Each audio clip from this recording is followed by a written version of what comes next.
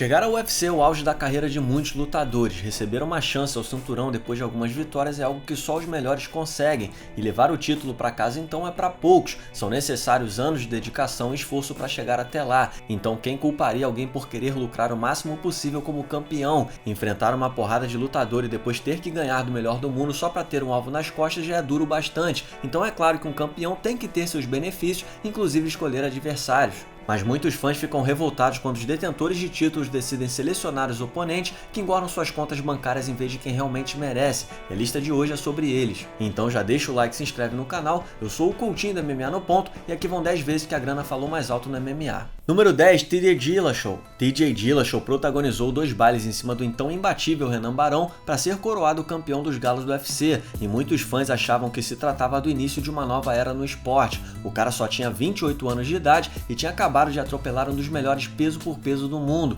sendo que ainda enfrentou um substituto em cima da hora entre essas lutas, mas acabou perdendo o trono para Dominick Cruz pouco tempo depois. A parada é que eu esperava um outro longo reinado do TJ quando ele bateu Cody Garbrandt para retomar o cinturão e ainda venceu a revanche imediata, mas não foi isso que aconteceu, já que ele decidiu buscar um outro título em vez de defender o dele, descendo para o peso mosca para enfrentar Henry Cejudo. Peter Yan, Aljamain Sterling e Marlon Moraes mereciam title shots, mas tiveram que esperar enquanto o TJ lutava 2 vezes com Cody e ainda gravava um TUF. Cejudo fez o serviço bem feito e atropelou Dillashaw, que ainda perdeu seu cinturão após falhar no exame antidoping e tomar 2 anos de suspensão. Cejudo então subiu de peso e conquistou seu segundo título, sendo escalada para enfrentar José Aldo, que vinha de derrota, em vez de um desafiante que merecesse. A luta acabou cancelada e Cejudo enfrentou Dominick Cruz, se aposentando na entrevista pós-luta em vez de enfrentar alguém como Peter Yan, que já poderia ter sido campeão 3 anos antes não fosse por toda essa enrolação. Mas essa zona parece coisa do passado e a categoria tá bombando agora. Número 9, Randy Couture. Quando tudo parecia caminhar para um cenário onde somente os mais completos conseguiriam se dar bem no octógono, chegou um tal de Randy Couture com seu wrestling, boxe nada mais do que eficiente e um jogo de clinch para ganhar sua estreia no UFC 13 em 1997 e já se tornar o campeão dos pesados ao final daquele ano. Demais, né? Era o primeiro campeão peso pesado de fato nesses tempos sombrios do esporte, então bora marcar grandes lutas, selecionar desafiantes e construir a categoria em torno dele. Mas calma aí, como assim Couture tá saindo do UFC para lutar no Japão? Pois é, infelizmente foi isso que aconteceu assim que os fãs já começaram a gostar desse tal de Randy.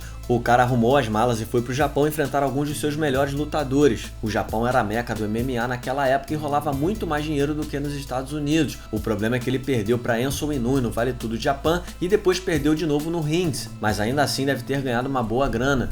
Couture decidiu dar um tempo no MMA e focar novamente no wrestling antes de retornar ao Rings e competir em mais um torneio por lá, mas acabou voltando ao UFC para reconquistar o cinturão dos pesados antes de retornar ao Japão para a sequência do GP. Que zona, hein? Randy eventualmente voltou ao UFC no ano seguinte para defender o cinturão contra um dos melhores pesos pesados disponíveis naquela época, mas eu aposto que a bolsa não era tão boa quanto a do Japão. Número 8, Randy Couture de novo. A chegada de Brock Lesnar causou um reboliço na categoria dos pesados, ainda mais porque o UFC estava distribuindo cinturões interinos à torto e à direito. Randy tinha conquistado o cinturão pela 3ª vez ao bater Tim Silva e defendeu contra Gabriel Napão, enquanto Rodrigo Minotauro lutaria pelo interino. Minota finalizou o Silva e foi escalado para gravar um TUF ao lado de Mir, enquanto Randy brigava com o UFC na justiça. A treta terminou e o UFC foi buscar um adversário para Randy. Minota era o campeão interino e essa era a luta que fazia sentido, ou até mesmo o Frank Mir, que tinha acabado de ganhar de Brock Lesnar, mas o UFC acabou chutando o balde e dando o title shot ao próprio Brock, que era 2-1 na MMA. A luta rolou e rendeu 1 milhão de pay-per-views, mostrando que Lesnar era uma estrela altamente vendável e talentoso também, já que passou o carro em Couture e se tornou campeão dos pesados se vingando de Frank Mir na luta seguinte. Tudo deu certo para Brock, tanto que o UFC pensou em repetir a receita ao cogitar uma luta entre ele e Daniel Cormier depois do UFC 226, mas acabou não saindo do papel. Número 7, Georges St-Pierre. O UFC reforçou seu plantel com uma porrada de lutador quando comprou o Strikeforce.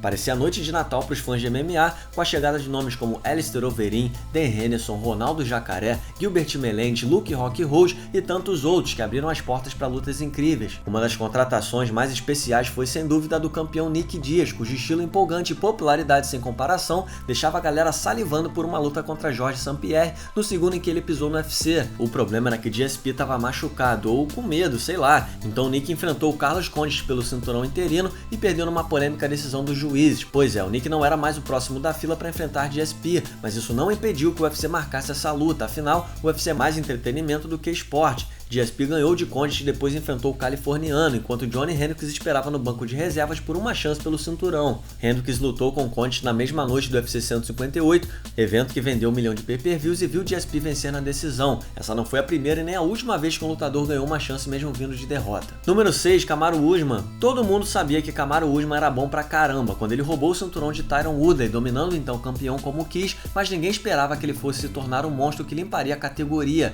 Quer dizer, talvez você até achasse isso, mas despachar caras como o Covington, Masvidal e Durinho no mesmo ano foi demais. O problema é que Leon Edwards estava esperando pela chance dele até hoje, após 6 anos de invencibilidade. O Colby também batia na porta por outra chance, quando o Usman resolveu enfrentar o Masvidal, o mais popular deles, pela grana extra. Eu sei que o Usman deve achar essa luta mais fácil, pelo menos no papel, além de ter ficado famoso pra caramba depois de humilhar o Ben Askren. Então o fato é que essa era a escolha mais lógica. Masvidal não tinha sequer lutado depois de perder pra Usman e a fila por um title shot era longa, mas mesmo assim ele furou geral por outra oportunidade. Ele até ganhou uma boa grana, mas levou uma no queixo pra ficar esperto. Número 5, Tito Ortiz. Uma das primeiras estrelas do UFC e um dos primeiros campeões dominantes da franquia, Tito Ortiz já tinha defendido o cinturão dos meio pesados 4 vezes no tempo que seu ex-amigo e companheiro de treino Chuck Liddell fazia a limpa do outro lado da categoria e sem dúvida era o próximo da fila. Liddell ganhou de Vitor Belfort e deixou ainda mais evidente que era a luta que deveria acontecer. Joe Rogan até chamou o Tito pro octógono, que parabenizou Liddell,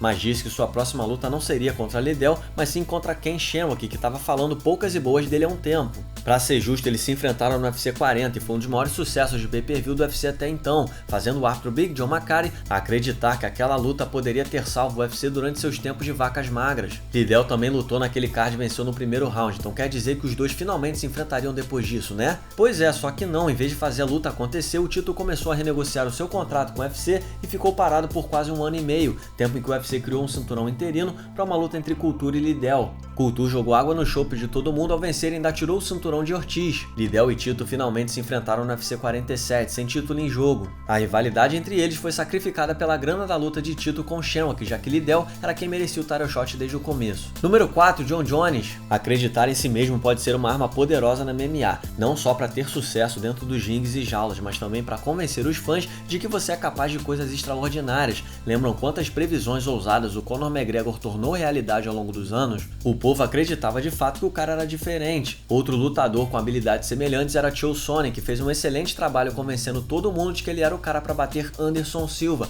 o melhor de todos os tempos, e quase conseguiu isso depois de dominar Spider por mais de 23 minutos até ser finalizado. Muita gente embarcou de novo quando ele disse que venceria John Jones nos meio pesados, ou pelo menos parou para ouvir o que ele tinha para falar. Pelo visto, os matchmakers do UFC também estavam escutando, já que deram uma chance para ele contra John Jones, mesmo ele vindo de derrota para Anderson. Para ser justo, a divisão dos meio pesados era meio rasa, mas tinha sangue novo chegando com Phil Davis e Alexander Gustafsson, mas nada renderia tanta grana quanto o Chael Sonnen. Eu tenho certeza que Jones sabia que seria luta fácil, então ele nem pensou 2 vezes. A cereja do bolo foi a temporada do TUF entre os dois rivais como técnicos, que ajudou a apimentar as coisas e transformar a luta em sucesso de vendas. Número 3, Ed Alvarez. A divisão dos leves explodiu em popularidade nos últimos anos desde que Anthony Pettis estampou seu rosto em uma caixa de cereais nos Estados Unidos, mas nada foi perto do que o fenômeno Conor McGregor causou desde que subiu de peso. Essa é, sem dúvida, uma das maiores categorias de peso do esporte graças ao irlandês falastrão, mas sua chegada foi rodeada por controvérsia. O cara ganhou do José Aldo nos penas e nem pensou em defender o cinturão, já mirando o título da categoria de cima para fazer história no esporte. Ele enfrentaria o campeão Rafael dos Anjos, que saiu da luta com uma fratura no pé e mais tarde perdeu o título pro Ed Alvarez. A categoria estava bombando e Ed tinha uma lista de desafiantes à sua disposição.